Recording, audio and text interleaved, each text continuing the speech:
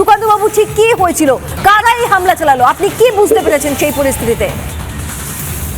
দেখুন, তৃণমূল কংগ্রেস আশ্রিত দুষ্কৃতীরা আমাদের কনভয়ের প্রায় 3-4টি গাড়িকে ভেঙে তছনছ করে দিয়েছে এবং সেখানে আমাদের প্রায় 3 জন কার্যকর্তা, তার মধ্যে 2 জন হসপিটালাইজ, একজন জেলার জিএস শ্যামাপদ বিশ্বাস এবং আরেকজন শশধর দেব, তিনি আহত হয়েছেন এবং আরো একটি যুব মোর্চার কার্যকর্তা, তার মাথা ফাটিয়ে দেওয়া হয়েছে।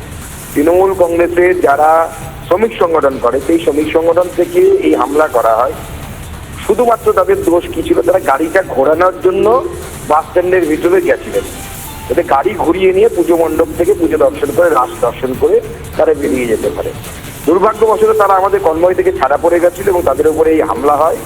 এই ভয়ঙ্কর হামলা এবং পুলিশ মার খেয়েছে। আপনারা অবাক হয়ে যাবেন, আমার পাইলটের পুলিশ, যে পুলিশ আছে রাজ্যে, তার মাথায় ইট মেরেছে, তার মাথা ফুলে গেছে, সে আমার কাছে এসে কমপ্লেন করছে, স্যার আমাকে মারলো।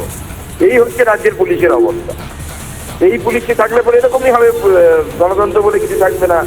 মাতাল, মদ মাতালে ভর্তি, পুরো মানে প্রশাসন বলে কিছু নেই, পুলিশ বলে কিছু নেই।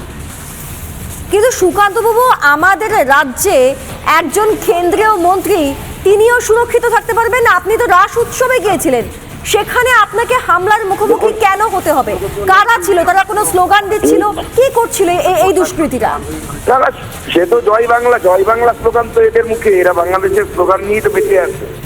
জয় বাংলা বলে বলে এরা হামলা করেছে। তৃণমূল কংগ্রেসের লোক, কোনো দুষ্কৃতি বা এরকম কোনো বিষয় নেই, একদম তৃণমূল কংগ্রেস।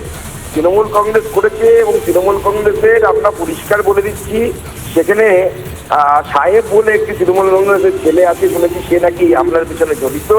তার বিরুদ্ধে যদি পুলিশ ব্যবস্থা না দেয়, আগামী দিনে বিজেপি ব্যবস্থা নেবে। নদিয়াতে বিজেপিকে মারবে, বিজেপির গাড়ি ভাঙবে আর বিজেপি ছেড়ে দেবে, এটা হতে পারে না।